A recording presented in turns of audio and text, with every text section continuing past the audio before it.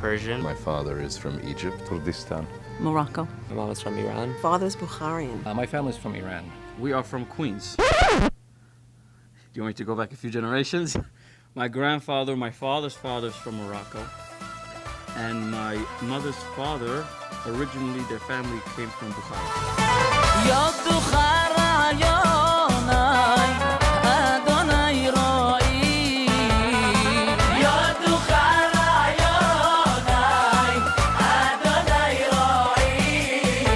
I remember when it was the day that we moved. I asked my mechanic, I asked him, do you know of any Sephardic Bet Knesset in the 5 towns? Because I have no idea. And he tells me, yeah, across the street from the grocery store, there's supposed to be a Sephardic shul. You should check it out. I said, oh, thank you for the information. We came Friday night. I sat in the back of the shul. And I don't know how anybody knew me at the time, but immediately someone turns to me and say, well, why don't you say Shir Hashirim, and how about Arvit? I don't know if something is written on my face or what it is. The rabbi at the time welcomed us to the community, and we were received with such warmth. It's just amazing, because I remember thinking to myself, boy, I would love to have a Bet Knesset like this, that I can guide and that I can mold, whether it is in the liturgy of the tefillot and Divrei Torah, and to have a people that I can speak to, that I can share my Torah and thoughts with. It was always a dream of mine, and that's what I wanted. And you never know. But every midat Torah has the flip side. Very nice man, very nice. We're very, very fortunate to have Rabbi Ben Chaim as part of our shul. Personally, he has had a tremendous influence, not only upon me, but especially on my children. I can tell you that my older boys come to his shiurim, his classes in the evening, and love it. I myself also come. So it's a tremendous influence upon our lives. We're extremely fortunate to have him and his wife, Shaare. I'm 22, so I probably started coming when I was 4 or 5 years old. So I've been here sitting in the same row the entire time, next to my grandfather and my father. It's a real imprint on us and how we grew up. You start your day here, you end your day here, through all the shiurim that you get to go to during the week. It's a big part. It's a big part of my life. The best person ever. The greatest rabbi. He's a very nice guy. He's always here. He's always welcoming. He's always here to shake your hand. You could text him, you can call him whenever you have a question about halacha. He's always there if you want to talk to him about anything. He's very learned. He doesn't even have to look at his svarim when he's giving a speech. When we started our shul, there were many different rabbanim here. And each rabbi was tremendous. Each rabbi had their own beautiful characteristics. Each rabbi brought to the shul something at that time the shul was missing. So we built on that, and we built on that until we got to Rabbi Ben Chaim. Rabbi Ben Chaim is an unbelievable rabbi, full of energy, full of life, gives of himself so much. His drashot are unbelievable. It opens your eyes to things that you didn't know before. My wife cannot say enough about Rabbi Ben Chaim and Shaare. She is inspired every time she comes to shul with my daughters, specifically for Rabbi Ben Chaim's drashot and also for the unity and achdut. Rabbi Saban is an unbelievable rabbi. He's fiery. There are drashot that applies to your everyday life, about emunah, about how you should treat your family and your friends. So Rabbi Saban is also a tremendous rabbi. We recently moved here from Kew Gardens about 2 months ago to Cedarhurst. My wife and I were very nervous, quite frankly, very scared. And that all changed when I stepped foot in Shaare Emunah. And that exact Shabbat, when I came home, I told my wife we found our home. The rabbi is unbelievable. I've never met a rabbi like this where, his speeches, not only do I remember it, but I also discuss it on the family table every Shabbat. And that really touches my wife, touches the kids, touches my parents, my in-laws. And I believe that's very special. We finally had this opportunity that was brought to us to come and to lead in this Bet HaKnesset. I cannot think of any better place, of any better community, of any warmer people, of any more warmer way to be accepted in the way we were. It's really a story of love. Of love. Everyone just showered upon us such kindness and warmth. It made us feel that this is really our home. We feel very much at home. My wife and I, we talk about this all the time, how HaKadosh Baruch Hu made it so. This is who he is. He's in his element here. You know, it's very good for him. He is a very good teacher. He is a Rabbi by profession since he was like 21 years old, since we got married. יחס של השתתפות וחמלה. The situation of this nation in the Midbar. He's a good chazan. He reads the Torah. I don't have to tell you all the things that he is very good at.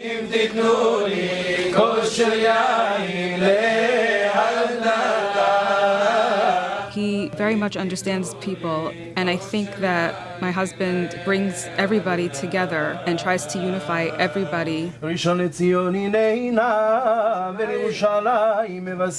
most important thing for me is that my children are going to grow up with a Masorah. I would think that for a Sephardic person, he would want that for his children. We have such an illustrious, rich, and vibrant heritage. And I think that our kids should be proud of who they are and where they come from. Everybody should be proud of who they are. The Ashkenazim should be very proud of where they come from and their Masorah and their history. And the Sephardim should have that as well.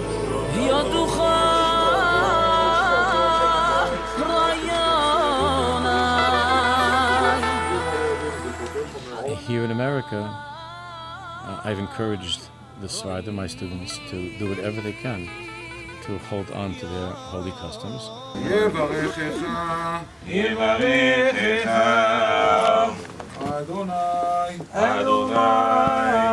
It's an injustice to their heritage and their tradition that they end up often in Ashkenazi communities for lack of their own place. I'm very concerned that they're going to lose that connection, the thousands of years of tradition, of minhagim and piyutim and semirot and so on.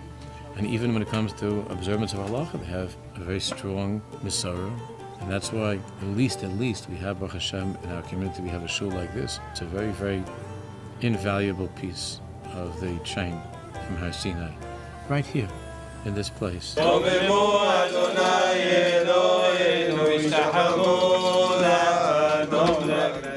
I was privileged for 3 years, me and my father and my entire family, and this I could say really changed our lives. For 3 years we went to Eish Kodesh, where Moshe Weinberger and Eish Kodesh made my father a new person in the best way possible.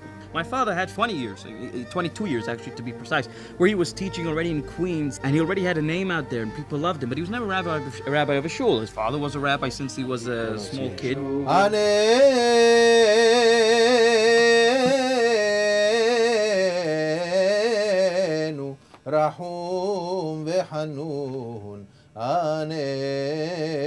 But when he went to Eish for 3 years, I think Rabbi Weinberger taught him, mainly by seeing how Rabbi Weinberger is a rabbi, of how it is to be a rabbi, how it is to care about people. My dear friend Rabbi Mordechai, Rabbi Ben Chaim, was royalty that suddenly appeared in our Beis Medrash, royalty, from royal lineage and himself with royal bearing. It was remarkable how he made himself one of the chevra, but at the same time he was very, very apart. Tremendous Talmud Chacham, the most beautiful midos. I asked him to say a high-level shir in the morning, and he gave the chaburas in the most beautiful, beautiful way. It was very natural that everybody in our shul looked up to him. Through our private conversations, I realized that this was a great person in our midst. Ish Yehudi Haya Bewud Mehabir, Ushma Mordechai Ben Yair. There is a great Jew who we have here in Woodmere, and his name is Mordechai. He is a person who has illuminated our lives and has brought tremendous light to our community. And I'm very proud that my brothers and sisters here are now able to benefit from his wisdom, from his beauty, from his wonderful Rebbetzin, from the whole family. It was a privilege to have him for that time that we did. And it's a privilege for me to have the nachas to see this community growing through his presence. It has been, for my father, I want to say this 100%, the greatest blessing in his life, that he became rabbi of the shul. He cares for each and every single person of the shul like a family member. Really, every single one. A whole day, a whole night, he's trying to see how to make life for this person better. A comforting word for this person, a happy word to this person. He loves it. He absolutely loves it. And you know why he loves it? Because the people are good people. And my father has been blessed to have been able to be a rabbi of such a beautiful community.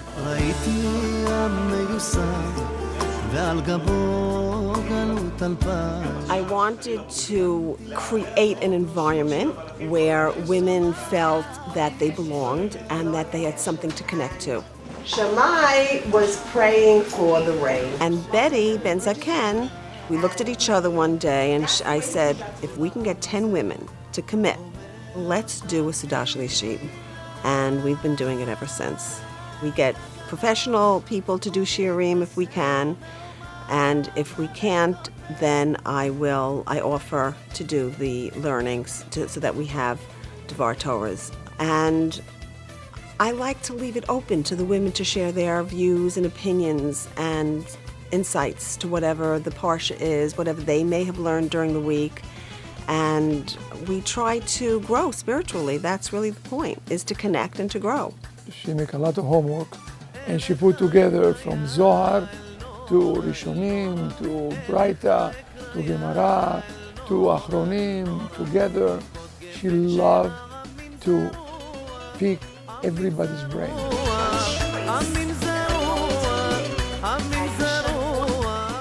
Betty was the recruiter. She got as many women possible to volunteer once Shabbat a year to host the Sudash Lishit. It's really nice because it gets all the women involved as opposed to just showing up. So everyone feels like they're investing in the shul. When you invest in the shul, you become a part of the shul. So that's really nice. Jasse is very good in organizing, and everybody has a slot. We all three very good partners because Rabbi is very good in speaking, so almost every Shabbat she's the one who gives the Dvar Torah and everybody loves it. She's very animated and everybody loves it because everybody learns something from it. And if the host wants to do it herself, no problem. We're getting tighter and tighter, we're getting stronger, we're getting closer, so really everybody loves it. I made strong connections with people at the Sudash Lishit, which is really nice, and I could take it farther than just coming to shul and saying hello to them, which has been a really nice aspect in my life. There's such a sense of togetherness, not only with the ladies Sudash Lishit, but in the shul as a whole. Everybody has respect for each other. Everybody feels united. Everybody feels one. I feel like I'm privileged to be a part of the shul. It feels like a family. It just feels like a family. Because the shul is so like family. Everyone knows that my husband was diagnosed about a year ago. I can't tell you the response that we got when Nirit sent out an email asking the ladies to help out with cooking for Shabbat. I was told that the first time that they put out the email, they got all the needs for Shabbat done by all the ladies. I had tears in my eyes hearing about this, how the ladies in the shul were so involved. Whether they knew me well or they didn't know me well or they just, knew of me, everybody wanted to help out. Life is so much better with harmony together. Life is so much better in harmony together. We represent certain colors of the mosaic of Am Yisrael. You want to make our God happy? Be a part of the mosaic. Be a part of Am Yisrael. Nothing is more important to Hashem than everybody's happy and we live in harmony. This mosaic is Sfaradim, Ashkenazim, Litaim, Yemenite, everything. Be yourself in one unbelievable piece of the mosaic of Am Yisrael. All of us have one Father. And this Father made this mosaic. And this is the mosaic of the nation of Israel. With harmony together.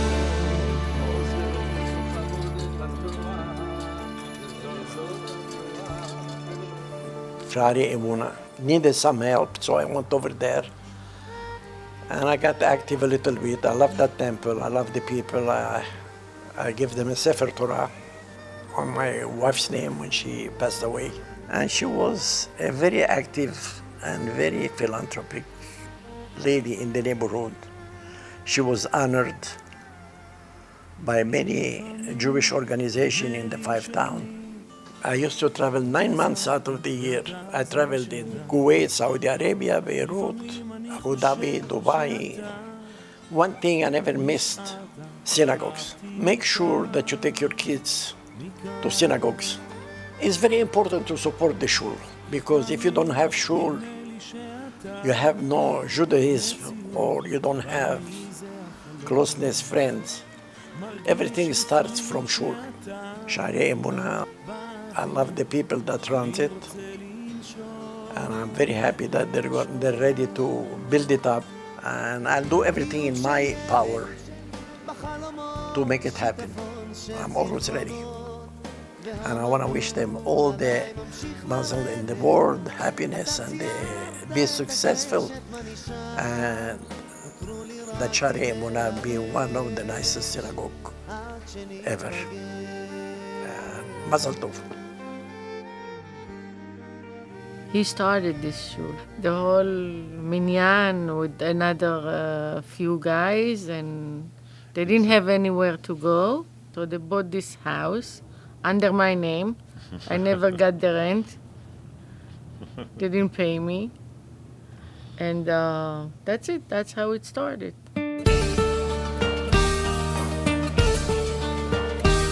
12 families were invited to my house, and we took a commitment to start a Sephardic shul. I saw this house with beautiful side yard, big, large.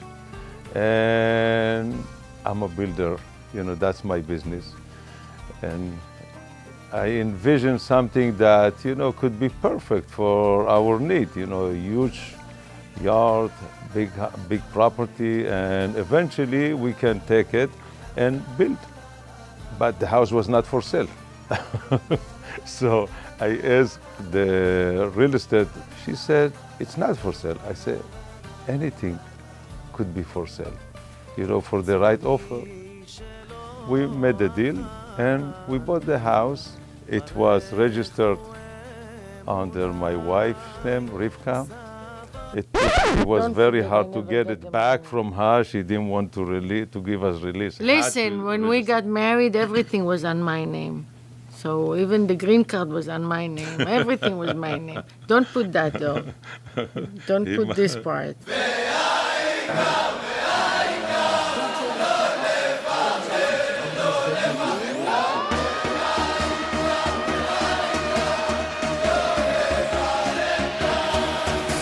Sasson, Rafael, and myself, and Rani also belonged to the building committee, Rani Binyamini. We surveyed the property. We took some measurement to make sure how to lay out the trailer, and then we start to go over the footprint of the building. Also discuss some interior issues, access, handicap accessibility. I have to say that every one of these guys, Rafi, Sasson, Rani, they put so much heart and effort into this. I think we're working beautiful together. This is another group which we are just blessed to have. The all professional happen to be. What you're gonna see a beautiful Sephardic Bet Knesset. Gonna look like the Sephardic heritage. Beautiful interior, moldings, woodworking, flooring, very unique coloring. We're paying so much attention to every detail of what will happen in this building. Be'ezrat Hashem, they will see a lot of surprises, pleasant surprises. It's going to be a magnificent building. Be'ezrat Hashem. There's no doubt that the time has come to acknowledge the fact that, for example, Rosh Hashanah and Kippur, during the Yamim Noraim, there were many people that were not even able to come to the Bet Knesset on this Rosh Hashanah, this past Rosh Hashanah and Kippur, because, quite frankly, there was no room. Any simcha, when there's a bar mitzvah, when there is a Shabbat Chatan, and there's always not enough space. So space is definitely one reason for the new building. A new beginning always signifies a renewal of excitement and a future, showing that we intend to continue with strength and with pride. Building a new house for Hashem is a duty of a Jew. Ve'asu li mikdash ve'shachanti betocham. HaKadosh Baruch Hu asks us to build for Him a citadel, to build for Him a building that will bring glory to His name. And that is first and foremost the reason why we are embarking on this project of building a new Beit HaKnesset. Ezrat Hashem. Hashem should bless us with siyata dishmaya, that it should go with happiness, it should happen with unity and peace and good feeling, and ultimately to bring good honor to His name and to our name as a community as well.